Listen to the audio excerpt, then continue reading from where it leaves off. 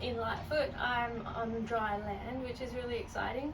I haven't updated about the whole getting around of the water business because it was quite stressful on the day, and it took me a few days to sort of come down from that. And there's missing footage after we ran aground. Between running aground in the lake and then getting here in Tuncurry, we didn't record anything because one, Ocean and I had to jump in the water to help put the sling on the boat and things like that, and two, both our phones ran out of battery, so it wasn't very well planned, but I can tell the story anyway. So what I'm going to do is show the footage that we do have. It started off really well. We took Greg's boat out to Coomba, and it took us about 10 minutes to get Lightfoot ready to tow. I took the piece of canvas that I'd dragged under the hull where I thought it was leaking off, and as soon as I did that, the bilge started going off it just was going off continuously. So that bit of canvas actually was working. I didn't know at the time whether it was making a difference or not, but when I took it off, it definitely was making a difference. I think without that, the bilge probably would have run out of power because we had quite a few cloudy days and things like that, so the solar wouldn't have been charging it that well. So that was a win. And yeah, anyway, I'll show the footage, and I might talk over into the voiceover thing and explain things as it goes. So yeah, enjoy. So we had an absolutely beautiful day. The weather was great. Ocean and I met Greg down at the boat ramp in Tuncurry, and he took us out to Coomba in his boat. Just showing how lovely it is. Yeah, it took us about 10 minutes to get ready. We took the canvas off under the hull that I dragged under there, and the bilge pump started going off. So this is Ocean checking it and telling me how often it was going off. There we go. And lovely view leaving Coomba. And as you can see, the bilge is just like filling up, emptying, filling up, emptying.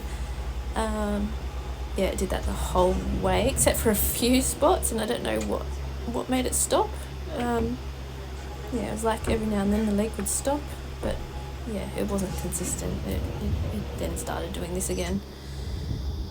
So that's Ocean still keeping an eye on it, but there's quite a bit of deep water between town and Coomba. So once we get a motor going, there's a few spots that we can go and anchor and enjoy the lake for itself. That's towards Shallow Bay, and this is the absolutely magical moment when we were escorted by dolphins. They were just playing all under the hull, pretty much all the way into town, right before we turn right. I'm not sure what this channel is. Is it the Coolinglook River? Maybe. We're being escorted in by dolphins. But yeah, it was pretty magic. At one point, Ocean had dolphin spit on his face because they were that close. And they were just so playful. And there was a baby one. Well, I think there was two babies, actually. Yeah, as you can see, they just followed us. It's kind of really nice to have that happen.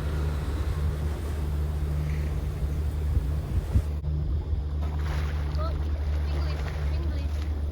did that hit?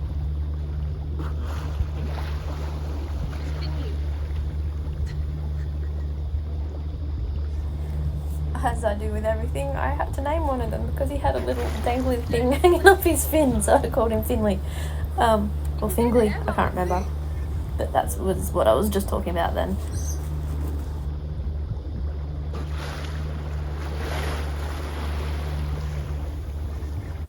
So after the dolphins left us, we just put it on time lapse because we were moving quite slow, so it would have been pretty boring.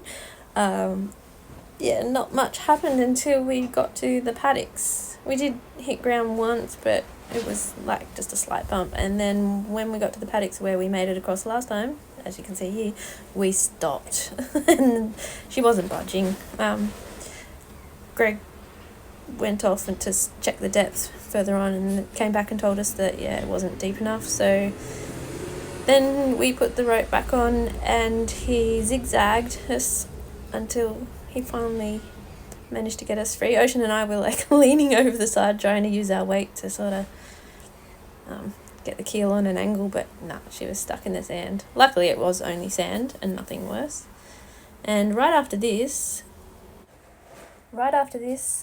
Greg towed us out towards the bridge and Breckenridge Channel, but then he just left us to go check the depth that way. So there was a point where we were drifting towards the bridge with no means of stopping ourselves apart from the anchor.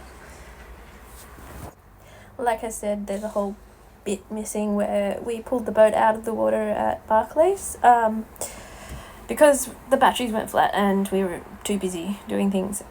So what happened was the crane guys put the sling on and started to lift her up, but the back sling was on the rudder and they had to drop her back in, and then Ocean jumped in to try and pull the sling forward and couldn't do it just because the tide had started going out and the current was pulling him. So I jumped in fully clothed and got on the other side and tried to do it.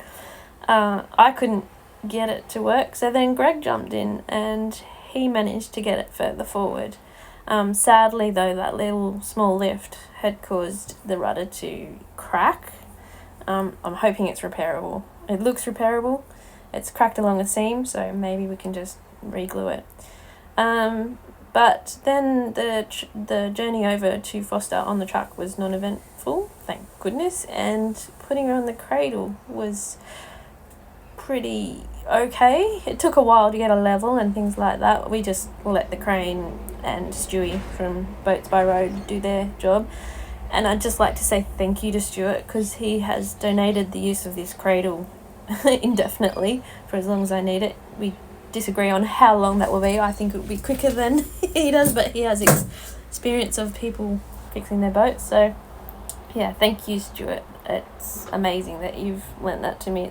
It's solved a big problem that I had. And also Denny, who owns the land, has let me put Lightfoot here, and without that, I don't know what I would have done because the slips are a no-go and I couldn't find anywhere else to put it.